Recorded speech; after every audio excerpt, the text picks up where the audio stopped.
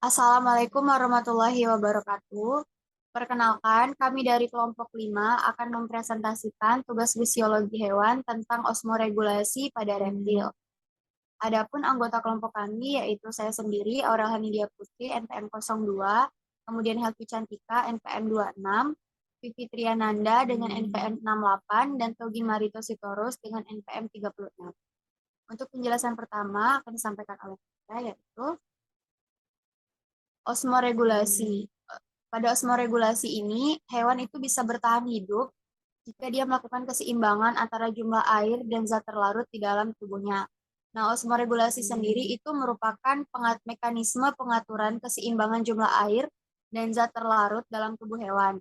Inti dari osmoregulasi itu adalah osmosis, yaitu pergerakan molekul air dari konsentrasi rendah atau encer menuju konsentrasi yang tinggi atau pekat. Di konsentrasi larutan itu dibagi jadi 3. Yang pertama ada hipertonis, kemudian hipotonis, dan isotonis. Untuk hipertonik itu adalah suatu larutan dengan konsentrasi zat terlarut yang lebih tinggi daripada yang lain, sehingga airnya itu bergerak keluar sel. Kalau hipotonik itu merupakan suatu larutan dengan konsentrasi zat terlarutnya yang lebih rendah daripada yang lain, sehingga air itu bergeraknya ke dalam sel. Kemudian yang ketiga itu ada isotonik. Isotonik ini suatu larutan yang mempunyai konsentrasi zat terlarutnya yang sama. Jadi tidak ada cairan di luar sel sehingga tidak ada pergerakan air. Untuk penjelasan selanjutnya itu akan disampaikan oleh Vivi. Selanjutnya yaitu peranan osmoregulasi pada hewan. Yang pertama, membuang sisa maupun hasil samping metabolisme dari daun dalam tubuh makhluk hidup untuk menjaga keseimbangan reaksi-reaksi kimia dalam tubuh. Yang kedua, mencegah terhadap gangguan fungsi enzim dalam proses metabolisme dengan cara membuang zat-zat sisa atau hasil sampingan metabolisme yang bersifat racun.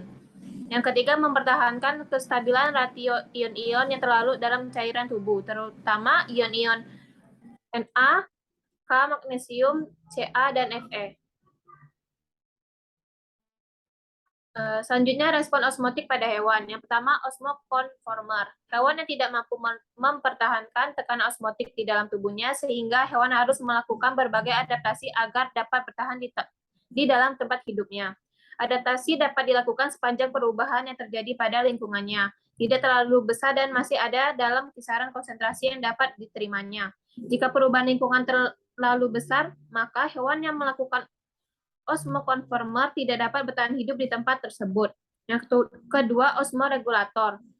Organisme yang menjaga osmolaritasnya tanpa tergantung lingkungan sekitar. Oleh karena kemampuan meregulasi ini, maka osmoregulator dapat hidup di lingkungan air tawar, daratan, serta lautan. Di lingkungan dengan konsentrasi cairan yang rendah, osmoregulator akan melepaskan cairan berlebihan dan sebaliknya. Selanjutnya akan saya kembalikan kepada moderator. Baiklah, untuk penjelasan selanjutnya akan disampaikan oleh Togi.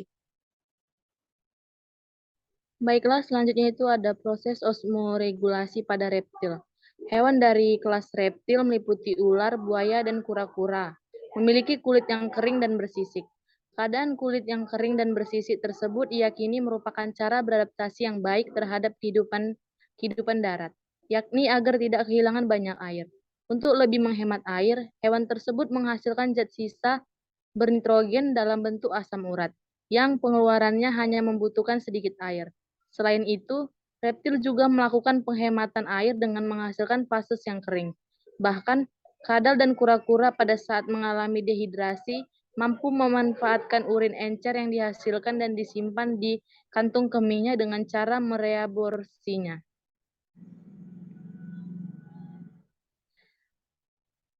Proses osmoregulasi reptil. Untuk reptil yang hidup pada air tawar yang memiliki mekanisme osmoregulasi yang sama dengan ikan air tawar dan amfibi. Reptil yang hidup di air laut akan meminum air laut dan mengeluarkan urin yang isotonik. Reptil yang hidup di daratan akan melakukan reabsorpsi air dan elektrolit dari urin.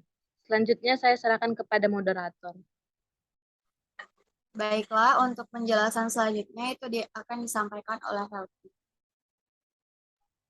Baiklah, selanjutnya itu terdapat 4 ordo bagian bangsa reptil, yaitu ada ular, kadal, kura-kura, dan buaya.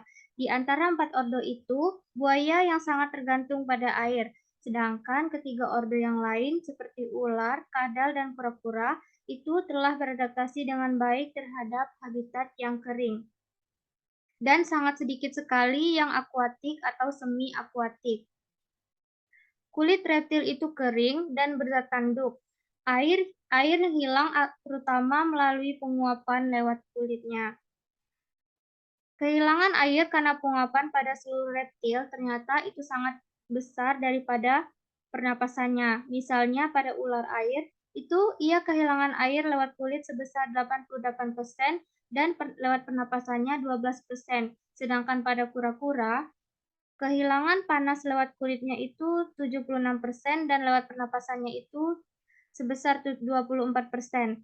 Reptil mengekresikan asam urat atau sebagian hasil akhir metabolisme proteinnya lewat urin, karena asam urat itu tidak larut dalam air. Maka untuk mengekresikannya diperlukan sedikit air. Jadi reptil dapat kehilangan air lewat penguapan pernapasan dan juga urin.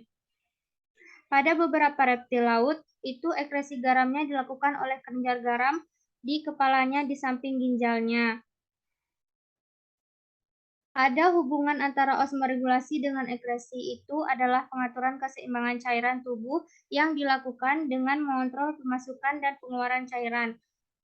Pengeluaran cairan tubuh itu dilakukan oleh sistem ekresi, salah satunya itu ginjal, karena ginjal adalah salah satu organ ekresi yang berperan dalam osmoregulator. Selanjutnya saya kembalikan kepada moderator. Baiklah, mungkin itu saja yang dapat kami sampaikan. Bunga Mawar, Bunga Selasi, cukup sekian dan terima kasih. Kami akhiri, wabillahi taufiq wal hidayah. Wassalamualaikum warahmatullahi wabarakatuh. Waalaikumsalam warahmatullahi wabarakatuh.